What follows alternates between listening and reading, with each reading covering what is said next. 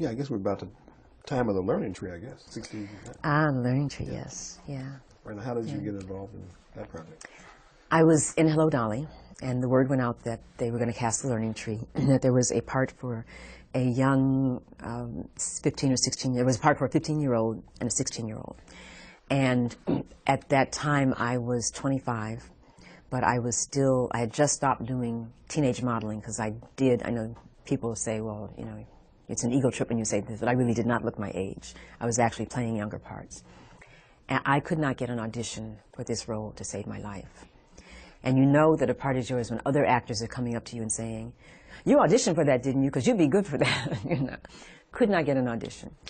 And a modeling agent that I had called up finally and said, and I could not get the book. Every copy of the book in the universe had been, you know, consumed by actors who were trying to read the story.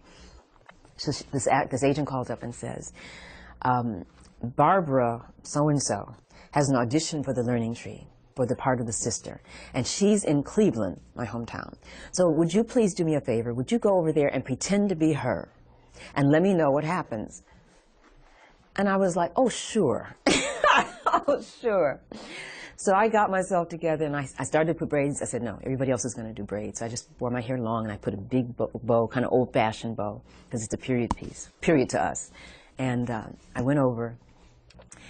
And the other thing that had happened before I went was because I had stopped being a teenage model and I was now trying to be sophisticated and a real adult, I had had new pictures made. The new sophisticated, you know, looking Sandra Sharp, right? And so I got my little pictures and I go over. And the minute I walked in the door, I saw the receptionist, her antenna kind of went up. And she's looking at me like this, you know. So I sign in, I'm here for the role of Prissy. I sign in. And she takes me in to meet Gordon, and I see her kind of give Gordon a signal.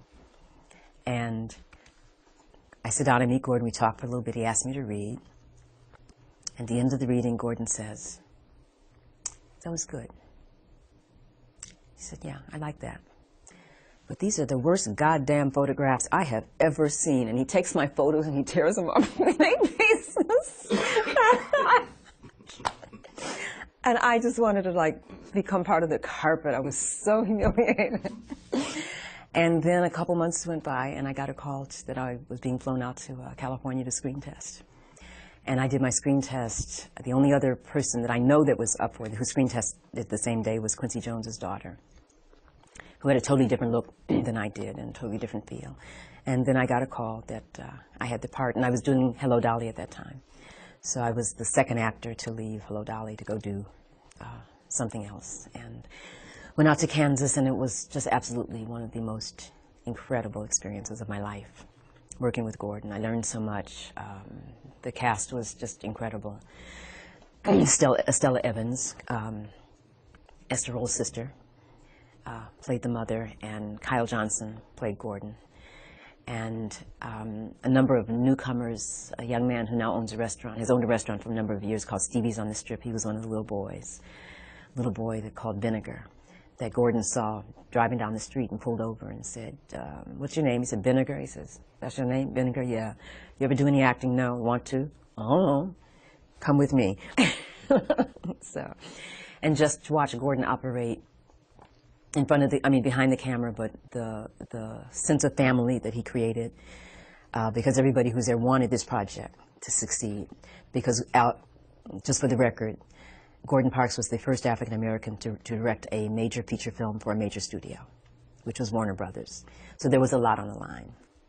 So he not only broke the unions, but he went back to Kansas where, when he left as a little boy, he had experienced, when he lived there as a little boy, he had experienced a lot of discrimination. Now he's coming back as this internationally known artist and bringing all of these people and this money and this, you know, this project with him. And so there were moments that